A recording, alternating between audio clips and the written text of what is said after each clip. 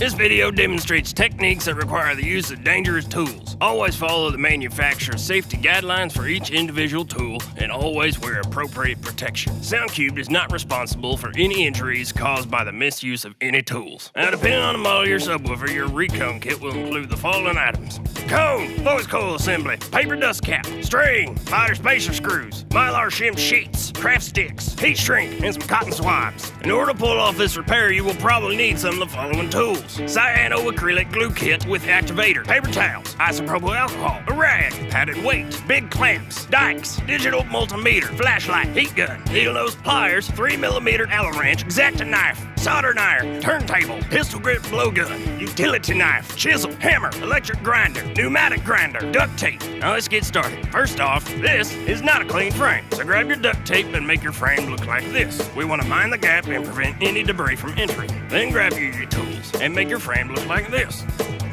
Warning, grinding cyanoacrylic glue stings the nostrils, so wear a breathing apparatus. If your woofer uses push terminals, then now's a good time to prepare them for reuse. Cut off a heat shrink, melt the solder, and gently pull out the tensile wire. Now let's recone this woofer.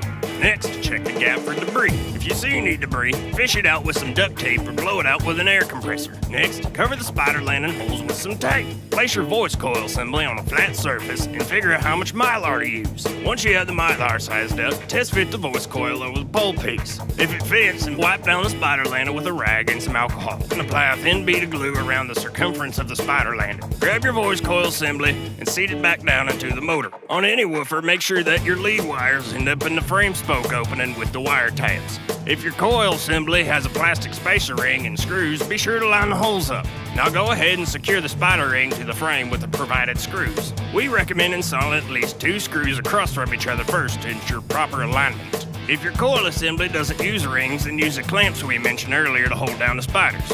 After the coil assembly is sat under pressure for at least 30 seconds, give it a light mist of activator and let it cure for another 30 seconds. While the glue is drying, go ahead and secure your direct leads into the wire tabs, or in our case, solder your tensile wire into the terminals. Be sure to put your heat shrink on the tensile leads before soldering. After you've soldered the terminals, check the impedance with your meter. If everything checks out, go ahead and clip away any excess wire and shrink up that heat shrink. Careful not to apply heat directly on the spider or the spider spacer ring, as this can cause permanent damage. Now grab your cone and test fit it over the voice coil. Line up the silver lines and make sure it's touching the coil, but it's loose enough to bounce back into its natural resting position.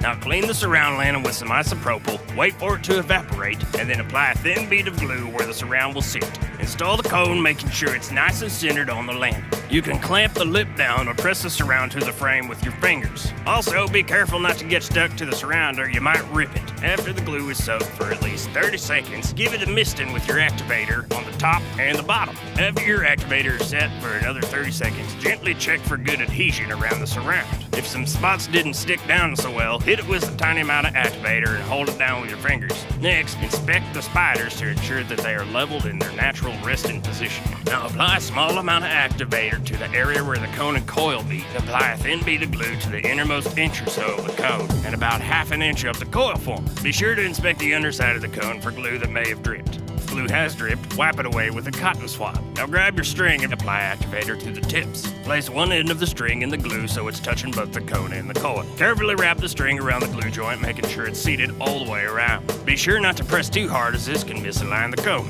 Once again, inspect the underside for glue drip.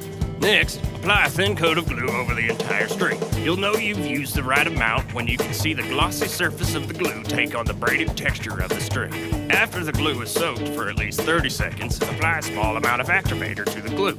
Allow the glue to cure until it has reached room temperature. At this time, a gasket can be installed. After the cone joint glue has reached room temperature, you may remove the mylar sheets and power test your woofer. Always power test your woofer before applying the dust cap, as this will prevent you from leaving any mylar shims inside of it. Next, place your dust cap on the cone and center it.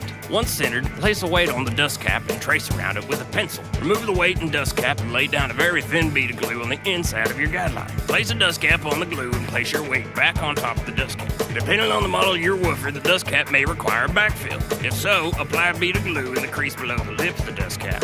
After you're satisfied with your backfill, apply a light amount of activator. Congratulations! You successfully reconed your SoundQubed woofer.